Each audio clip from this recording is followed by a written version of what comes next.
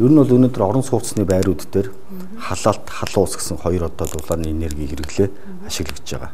Хэрэглэж байгаа.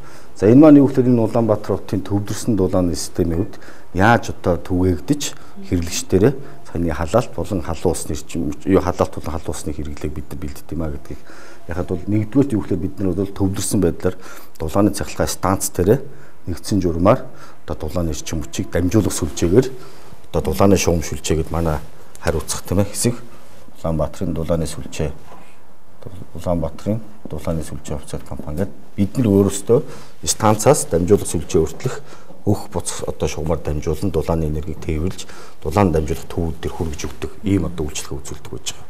За дулаан дамжуулах төв нь болохоор ихэвчлэн орон сууц нийтийн аж ахуй удирдах газрын харьяа хүүтүүд гэж байдаг. Тэр хүүтүүдийн харьяанд орон сууцны хорооллууд донд байрласан дулаан бэлдэх төв гэж байгаа.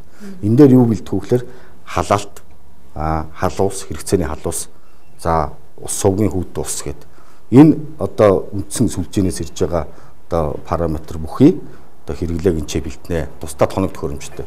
За дулаан дамжуулах төв дээр дулааны цахилгаан станцаас дамжуулах шугамаар дамжуулаад өгөх шугам, буцах шугам гэдэг шугамаар дамжуулаад 120 градустай дулааны эрчим хүч бүхий энергитэй ус дулаан дамжуулах төв дээрх халаалтын дулаан солилцуур гэж байгаа.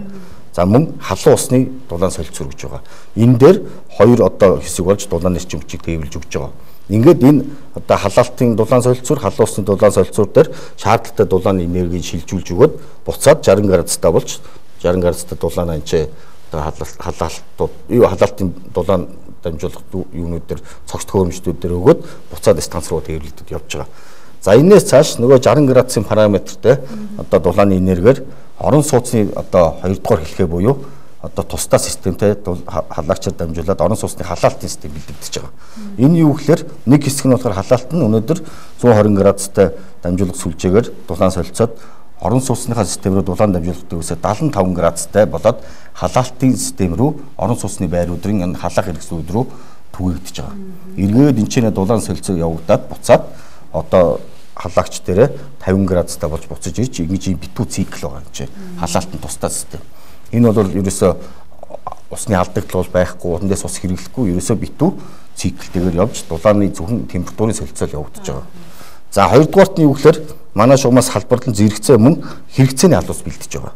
Мөн адилхан хэрэгцээний халуус 50-55 градусын халуус айл өрхүүдийн одоо холигчууд дээр бол бэлдэгдэж очиж байгаа. За энийг яаж бэлдэж яах вэ гэхээр ус сувгаас ирж байгаа ус сувгийн одоо хүүт ус хотын ус хангамжаас ирж байгаа хүүт ус 5-10 градусын хэмтэй байж идэг. Энэ усыг түрүүний яадаг 120 хэмийн дулааныг ашиглан 55 градус болтон халааж байгаа юм чи. Тэгэхээр бол ус халаасны төлбөр гэдэг маань энэ байрууд руу айл өрхүүд рүү очиж байгаа 5 градустай усыг 55 градус болгож байгаа дулааны энергийг энэ солилцож байгаа энергийг бид нар одоо ус халаасны одоо хэрэгцээний халуус халаасны төлбөр гэж авч байгаа. Тийм. А мөн айл өрхөд андуураад байгаа юм чинь одоо энэ ч мөн давхар хүүтэн ус гэж байж байгаа тийм ээ. Энэ бол юу гэхээр цэвэр одоо хүүтэн усны хэрэглээ болоод хэрэглэгдээд ус сувг тооцогдоод бохор болоод буцаж байгаа усан тусдаа. А тэр бохор болоод буцаад 55 градустай ус нь одоо хэрэглэгдээд асгаж байгаа усных нь энерги нь болохоор ус халаасны төлбөр гэж бид нар тооцож авч байгаа. Тийм.